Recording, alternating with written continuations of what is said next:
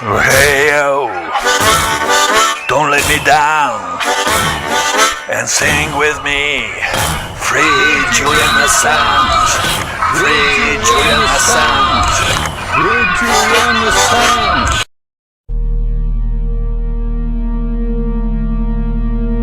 In democracies, wars are a result of lies. And why one might think that should lead us to a state of despair, it should lead us also to an optimistic understanding. Because if wars can be started by lies, peace can be started by truth. No extradition! There's only one decision! No extradition! There's only one decision! No extradition! There's only one decision! No extradition! This is Radio Free Assange. They are about to take every right away from you. You will not be able to fight for any other cause. We are talking about the fundamentals here. We must fight against extradition. We must save Julian Assange.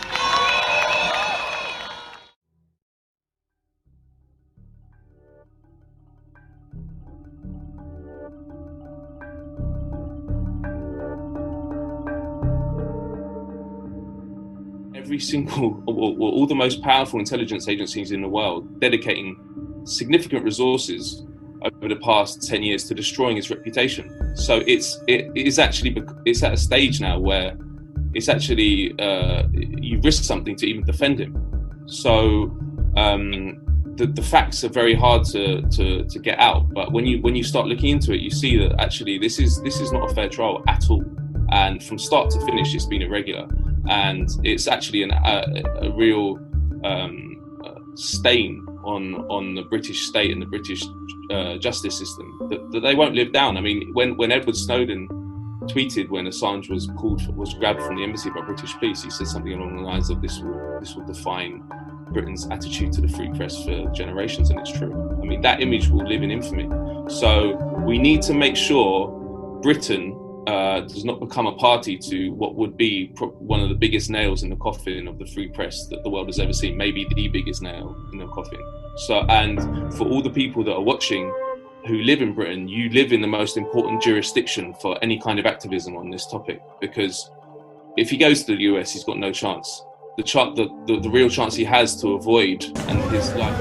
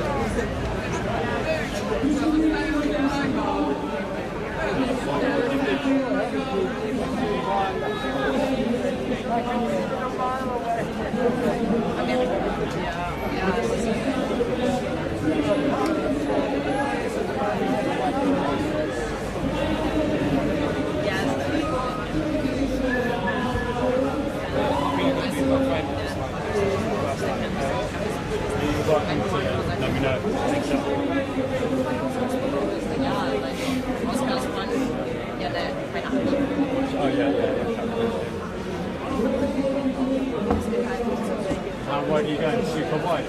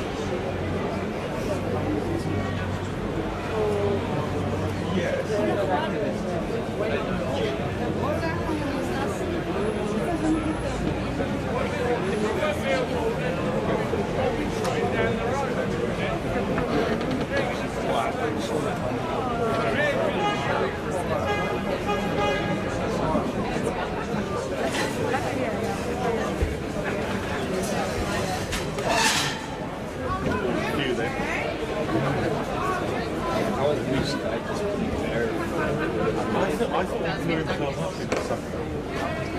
He was just attempting to literally, and he can't pronounce either Assange or Melton, which is quite important thing to do in this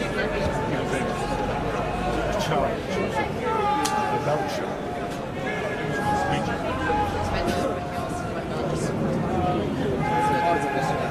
He was about yeah, no, I thought he lost it at the end. I think he was really on top of it. And he ran, and it's a rookie error to lose track of time. You know, I mean, you're supposed to be able to.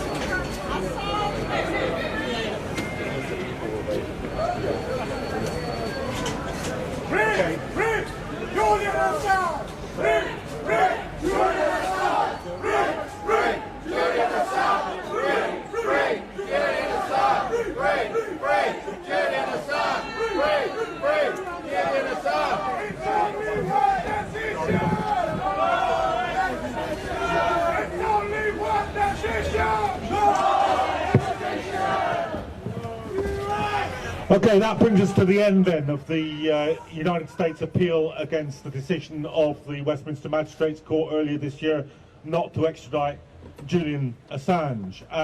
We've got a number of people here who are going to give their responses to the day's events and to the situation we now find ourselves in. I'm very, very pleased to welcome, first of all, Claire Daly and Mick Wallace, who are two Irish MEPs who have done absolutely marvellous work on the Assange campaign. Great pleasure to have you here. Thanks very much, and I think, like all of you, for us to be here is both a crime and an honour. It's a crime that we have to be here in support of the person who more than anyone else has exposed US war crimes in Afghanistan and Iraq. The criminals walk free and Julian Assange is persecuted. That is a crime. It's a crime that he is being tried under an extradition treaty negotiated by war criminal Tony Blair for war criminal George Bush, so that the political arguments cannot be heard, because this is a political prosecution, and therefore we are honoured to be here on the right side of history in defence of free speech, in defence of Julian Assange. Our efforts after today will only be redoubled, because this will be won politically rather than legally. I salute you all for your efforts and urge you to continue.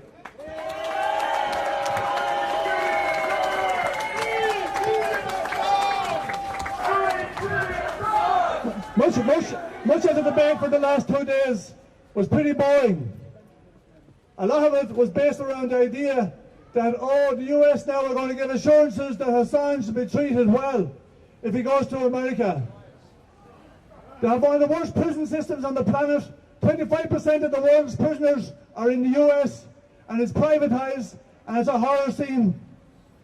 The idea that we would accept any assurance from a state that has been lawless for the best part of 100 years. The US has been a colonial project since the day of its founding, starting with the genocide of the native Indians of North America. And it hasn't stopped since. But there's so much at stake in this, and that's why it's so important that you're here. Only we need an awful lot more. There's an awful lot at stake. I don't say democracy at stake, because that's been pretty well lost, and I haven't seen a whole lot of it around for a while. But journalism is in serious danger. It's already been undermined. Mainstream media have lost the plot and have sold out. It's all the more reason why journalism is more and more important. Real journalism where people tell the truth. But international law is equally under threat. The Americans break it every day. They're a lawless state. All the more reason why Assange shouldn't be sent there. And if the UK send Assange to America, it just goes to show they're a lawless state themselves. But it's so important, as Claire said, this is a political debate, but it'll only be won by the people. Politicians don't serve you. The people need to pressure the politicians into doing what you want them to do. They are not. It's so important that more and more people engage with what's really happening here. Because what Assange and WikiLeaks did in 2010 was the biggest game changer in my life. The lies that the wars were based on and the lies that the wars are. All the more reason we have to keep up the pressure, and we need to change how things are done. We need to say no to US imperialism, UK imperialism, European colonialism. To hell with the Latin.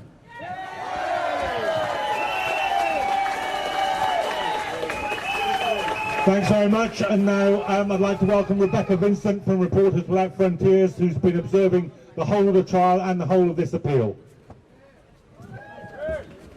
Thank you. As John said, Reporters Without Borders has monitored this 2-day appellate hearing, as we've monitored the entire extradition proceedings to date.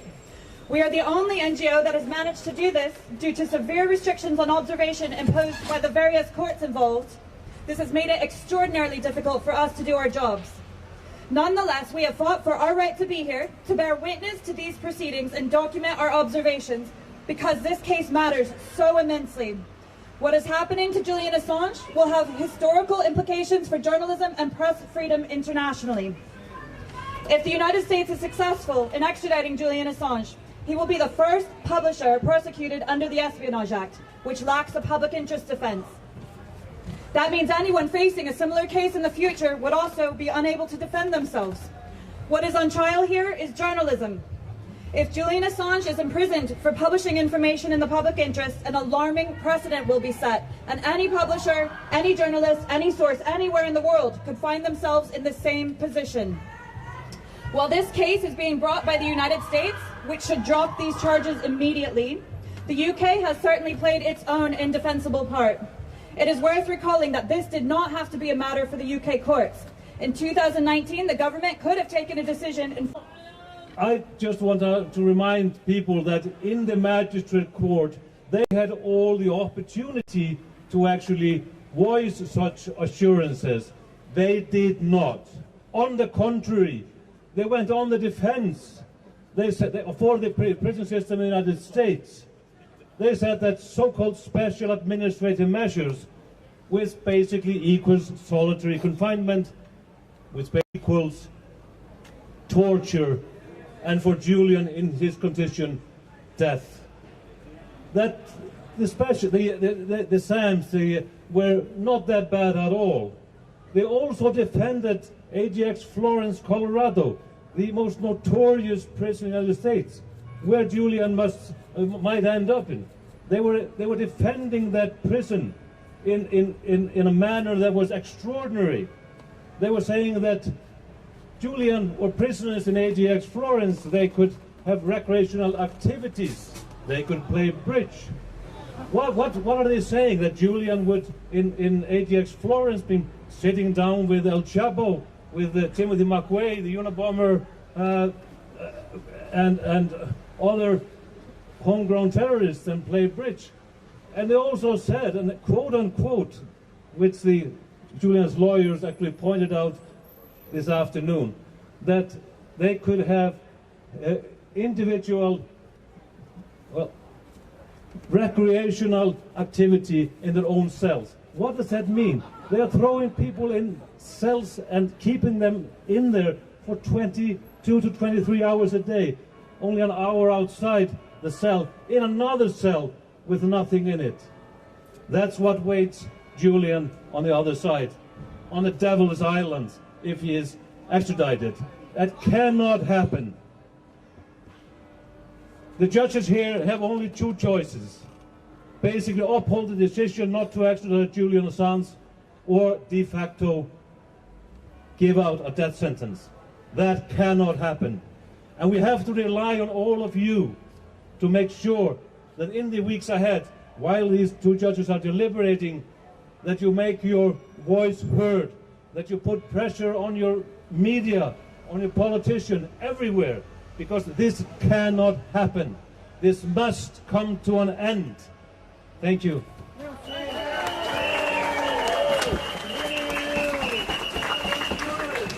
And now finally, to sum up our view of what's been happening in the court over these last couple of days, what the future holds, I'd like to ask Stella Morris, Julian Assange's partner, to close this meeting.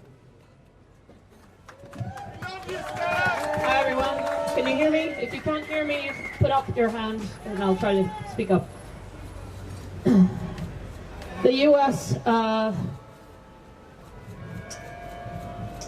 if the US wants to treat Julian fairly and well, they should drop this case. In court today, Mark Summers, QC, Julian's defense, said that there is nothing normal about this case. There is nothing normal about this case. And it's not just the defense that says that. The CPS told Sweden in 2010, please do not think that we are treating this as a normal extradition case. This is a political persecution that has used the law, extradition law, as a tool to further its political agenda. To take revenge on a journalist for what? For the publications that he is now indicted over. Publications that revealed war crimes, targeted assassinations, rendition, torture, but also the US subversion of the judiciary in Germany, in Spain, in Italy, when those judges, those investigators, had the gall to investigate those same crimes, to investigate CIA rendition and torture of their citizens.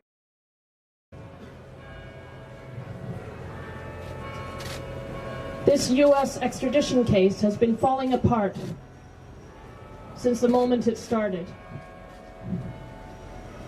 Because it was born rotten, it was born at a time when the CIA was plotting to assassinate Julian. And it is also proving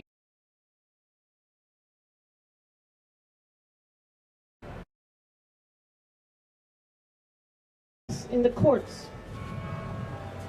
Not only because the US and its inhumane conditions is exposed before these courts in its full barbarity, but also because the crimes that have been undertaken by the US government against Julian also exposed before these courts. Today, we were able to air in court Mike Pompeo's plans his sketches and options to assassinate Julian in London, to assassinate a journalist in this city for doing his job because he exposed their crimes. The country cannot tolerate, should not tolerate, the targeted assassination of journalists for doing their jobs. This should be obvious. We shouldn't be here. I hope the courts reach the right conclusion. But I also call to not just say they defend media freedom, to not just say journalists shouldn't be killed or imprisoned, but actually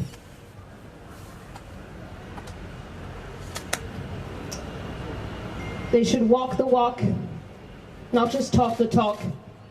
They should drop this case. They should free Julian. Thank you.